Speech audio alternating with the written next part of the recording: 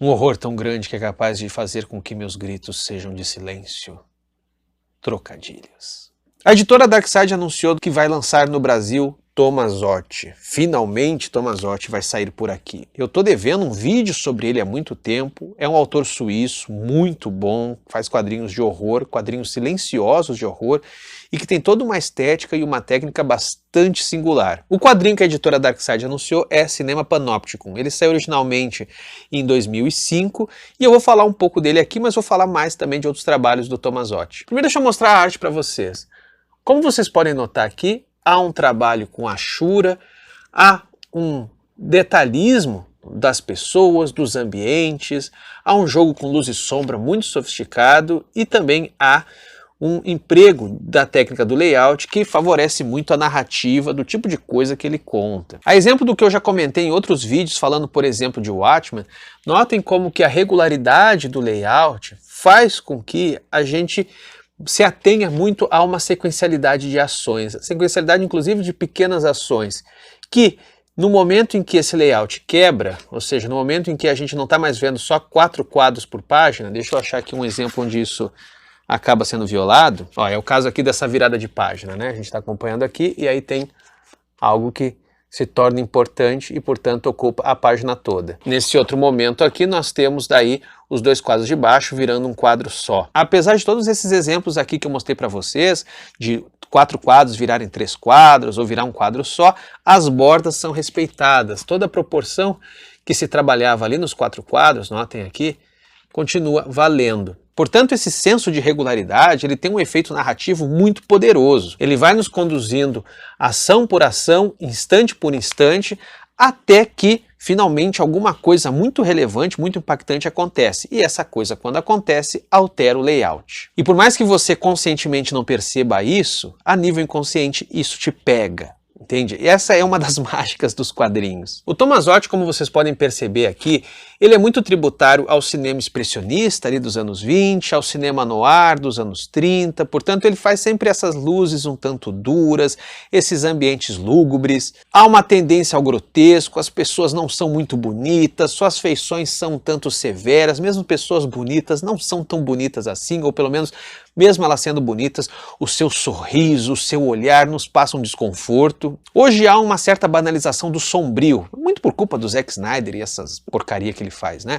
Sombrio virou simplesmente tu filmar no escuro, ou botar uma paleta escura em cima do que tu tá fazendo e tal. Mas sombrio de verdade tem a ver com a criação, a produção de uma atmosfera. E nisso Tomazzotti é um mestre. E tudo isso é muito favorecido pela técnica que ele emprega aqui. Ele trabalha com scratchboard. Scratchboard é uma técnica que até onde eu sei não tem tradução em português e significa a partir de uma base coberta de argila branca e depois coberta por cima dessa argila branca uma tinta baseada em carbono, uma tinta preta, pode ser nanquim, você com um objeto pontiagudo, às vezes uma lâmina, você vai extraindo o branco do preto. Ou seja, conforme você vai raspando, você vai riscando, você vai produzindo linhas brancas no preto. Isso é muito interessante, isso tem um efeito muito rico, porque o seu fundo é preto e não branco, como é desenhar sobre um papel branco qualquer. Por isso essa técnica favorece muito o que o Tomazzotti faz e dá um efeito todo especial, porque o fundo já é preto.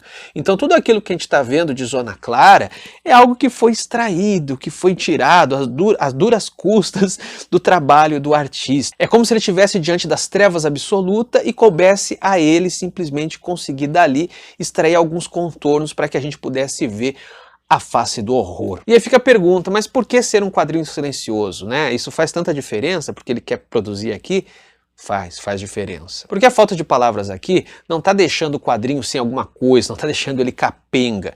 A falta de palavras aqui não é uma subtração, ela adiciona algo ao que está sendo contado. Assim como o próprio preto e branco, né? Às vezes o pessoal tem uma noção meio vaga, assim, meio subtrativa ou aditiva de recursos. Ah, mais colorido, mais palavras. Gente, menos palavra ou menos colorido, às vezes é mais para a história que você quer contar, para o que você quer produzir. E no caso aqui, o preto e branco e a falta de palavras, para essa poética do horror trabalhada a partir de atos sequenciais que eventualmente se destacam a partir de uma imagem bastante impactante, bastante intensa, Faz todo sentido, porque as palavras em algum ponto fariam a gente se deter mais ou menos num quadro, e não é isso que ele quer aqui, parece que não é isso que ele deseja, ele quer um ritmo um tanto homogêneo na leitura, para que justamente quando chega um quadro que rompe o layout, aí a gente realmente para e fica dizendo uou! E no caso do preto e branco é a atmosfera mesmo, a gente está lidando com sombras no seu sentido material, mas também conceitual. Mas e sobre a história, exatamente? Que história que ele conta? E bom, agora vem alguns spoilers, tá? Tanto em Cinema Panóptico, que vai sair agora pela Dark Side, quanto The Number, que é um quadrinho que saiu em 2008, um pouco posterior,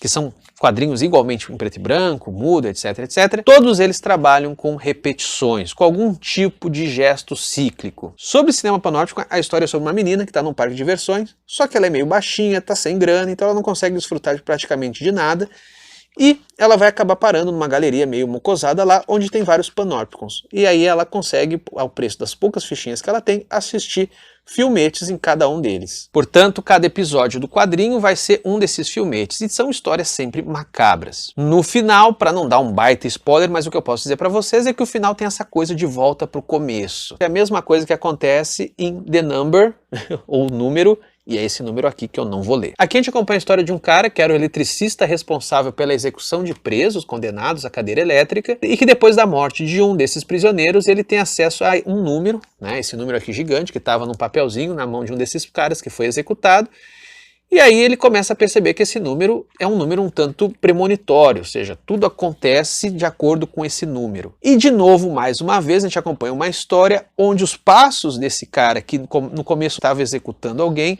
o leva para uma história de tragédia, uma história de crime que a gente já consegue imaginar onde é que vai acabar. Essa repetitividade é muito bacana porque ela de alguma maneira se amarra com tudo isso que eu já falei para vocês. É como se houvesse uma vocação neurótica obsessiva nos quadrinhos do Tommasotti. A regularidade do layout, a atenção aos pequenos gestos, aos retornos na própria trama, e tudo isso sendo traduzido como uma grande fonte de sofrimento trágico para os personagens, num fundo sombrio para o qual não há saída, não há como fugir dali. Então é isso, pessoal, fica aqui a recomendação fortíssima que vocês conheçam a obra do Tommasotti. Ele tem outros álbuns, eu só tenho esses dois, inclusive uma amiga minha trouxe de um sebo nos Estados Unidos esse aqui, eu sou muito grato à Milena por ter trazido para mim esse aqui. E fica aqui o convite para que vocês conheçam o trabalho. Aqui no Brasil é difícil as editoras publicarem quadrinhos silenciosos, há um certo tabu, porque o público brasileiro parece que fica com essa coisa meio, se não tem palavra eu vou pagar para quem?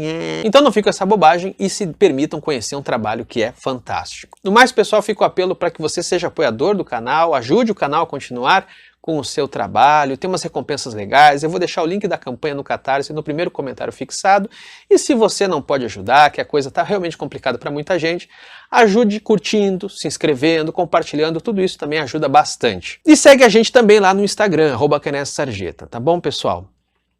Valeu!